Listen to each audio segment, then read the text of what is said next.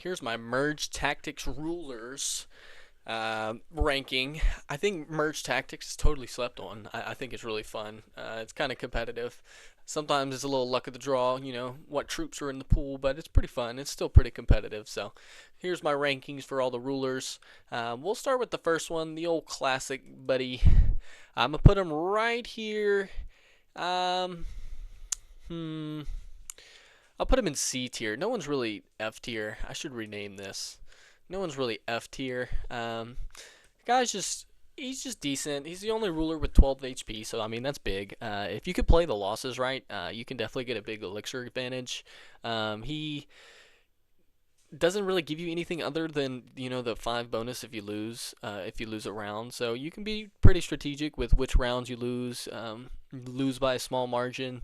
If they only have one troop left, you only lose 2 to 3 health. So I think him, if you can be really strategic with how you lose, he can actually be pretty good, and you can have a nice elixir advantage with that one. But overall, pretty solid. A lot of people, if you don't really want to deep dive into strategy for how to play the ruler or whatnot, this guy is definitely for you. He can be really good, but overall he's just kind of mediocre. You just have to be strategic with how you lose to build that elixir advantage. So I'm gonna put him in C tier here. And then next, I'll go with old Goblin Chick. I'm gonna put her in D tier. The goblins just aren't very good. They have some pretty solid boosts though, some of them. But if building your team around goblins is just not gonna win, it's not very good. The spear goblin is terrible. The regular goblin, the assassin goblin is terrible. So got to go in D tier just because you have to build around poo poo teams. Her boost, I'm not even really familiar with her boost because I don't play her because she's not very good. Her boost, yeah, she gets a 33% chance of gaining a goblin if you defeat an enemy. That's just, the goblins aren't very good. I mean, you can build a little bit of an elixir advantage um, by getting goblins and merging goblins and things like that, but not very good overall. Just not good when you have to build around really bad troops. And then next, my dragon. I love this dragon. You start with 10 health, just like all the other ones. You get bonus elixir per round, but really the big part is you get to have an extra team size. So each round you can have an advantage on how many troops you have. Sometimes in the first round it doesn't play that way just because of the amount of elixir you start with. Unless you get like 2 goblins or something, you're not going to have the 3 elixirs, but the +1 elixir per round is pretty okay, but really it's the +1 team size. If you can get really lucky with your troop pool and everything else, being able to build a solid 3-star team, you're gonna win every time just because you have that extra troop. Just really good. Kind of luck based a little bit though, because like I said with the troop pool, you're not gonna have a huge elixir advantage or anything like that. So you're kind of stuck with whoever you play with. You're not gonna have any 4-star troops or anything like that.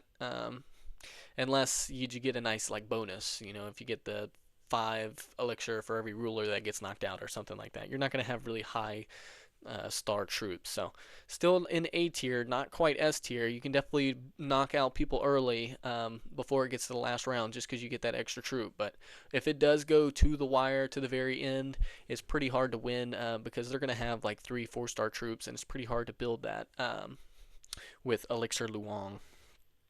And then next, in the exact same tier, I'm going to go with a good old battle machine. Same kind of deal, except it's the opposite this time. You lose a troop, but you get to have buildings every 1, 3, 5, 8 rounds.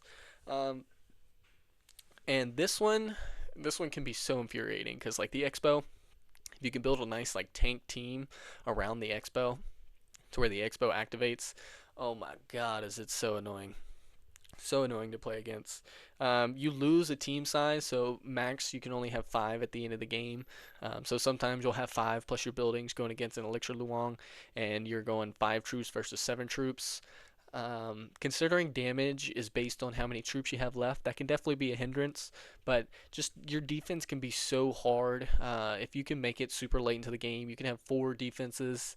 A mortar, elixir tower, or a Tesla Inferno tower, Expo, I mean, it gets pretty ridiculous. So if you're able to make it that far into the late game to where you can have 4 defense buildings, and your troops can just stay alive until like the Expo or something activates, it's a really tough card to beat, especially for like noobs who are playing it, and don't really understand. You can place your buildings in a way to protect your troops too. So really like the battle machine. He's really good. He's not in S tier just because there's someone else who's really broken right now. There's probably going to be some sort of nerf. I've seen a lot of people using her, but overall, pretty good. A tier. Definitely would recommend using him. Pretty good in a like a defensive style game. You just lose that extra troop, which kind of hurts a little bit. And then the Spirit Empress. This one on high level gameplay, I'm sure is pretty good. There's a lot of merges that you get, so you can get the bonus elixir. You're not going to get as much bonus elixir as you would from per se the whatever the classic guy is, but still pretty good, pretty good. I'm going to put her in B tier. That might be more so because I haven't really played with her or anything. The +1 for merging is pretty nice, but um, sometimes you just get poo poo luck and you don't have the right troops to be able to get a nice 3-star or something. Um, Maybe pairing her with like the goblins, you get like the bonus goblins, get the free merge, get the bonus elixir, and sell the goblins. That'd probably be pretty meta. But like I said, I haven't played her yet, so I don't really have too much of an opinion on her. I do know that I don't play against her very often, and that's kind of an indictment on how good or not she is. So, gotta give her B tier. Definitely not on the A tier level like Elixir Luong or the Battle Machine. And then the most recent ruler and the most broken of them all right here is the Echo Sage. This chick is ridiculous. That's who I've been using recently. Oh my goodness gracious. An immediate knockout no matter how much level health or whatever, what level health, doesn't matter. If she can just charge up. And then once she gets to, I think, 3 stars, maybe even 4 stars, she starts knocking off multiple troops. Just ridiculous. There's a little bit of a time that the Echo has to charge. So if you can build like a nice tanky team to let the Echo charge and just do all the dirty work, it's just so busted, so busted. You can have a level 4 P.E.K.K.A that is just murdering all your troops, and then she'll just knock it out. You know, get her to 4 stars and she'll knock out like 3 of them at the same time. It's ridiculous. It's so busted, so busted. They're gonna have to nerf it. They're gonna nerf it at some point, but just ridiculous. Um, you still get the 6 team size, so you're not being penalized like the battle machine or anything, even though you have the extra troop. So it's kind of like having 7 troops with an instant knockout. Really awesome. You get like the Elixir Luong bonus. Um, you don't get any bonus elixir or anything like that, but just being able to knock out whatever skill troop, as long as you can have like a nice defense for her to be able to charge up long enough, it's just ridiculous. It's just ridiculous.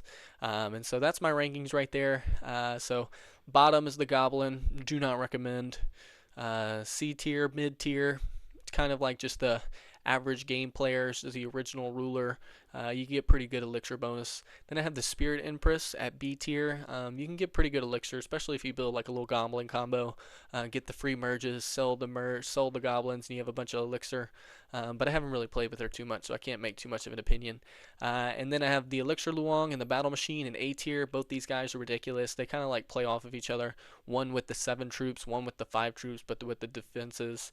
Very annoying, very tough for newbie players for sure. And then the newest, the most busted is the Echo Sage. The Echo is just so busted. If you can build any type of tanky team to be able to get the charge up, and then if you can let her get the kills, like especially if you have a ruler who's knocked out and you can let the Echo get like 2 kills in there to be able to level it up to where it starts knocking out multiple troops with 1 charge. Ridiculous, so busted. So definitely going to get nerfed. But that's the tier rankings. I would recommend anyone from the A to S tier for sure. If you're more of a new player though, sticking with Old Boy, the classic, it never hurts. You just want to be strategic with your losses for sure to be able to get that elixir advantage. But that's it. That's Merge Tactics. Love Merge Tactics. I think more people should play it. It's pretty fun. You just got to learn a little bit, learn which troops are good and everything like that. So, but it's pretty fun. And that's my Clash Royale Merge Tactics rankings. Appreciate you for watching. Let me know what you think. Any of these rulers I think are too good. Any of them that I'm really sleeping on. Am I wrongfully placing the goblin chick all the way at the bottom. I see quite a few players use her, but I never see them win. The goblins just aren't very good. So, hey, let me know in the comments. Check out my channel, like the video if you watched the whole thing, and I appreciate you.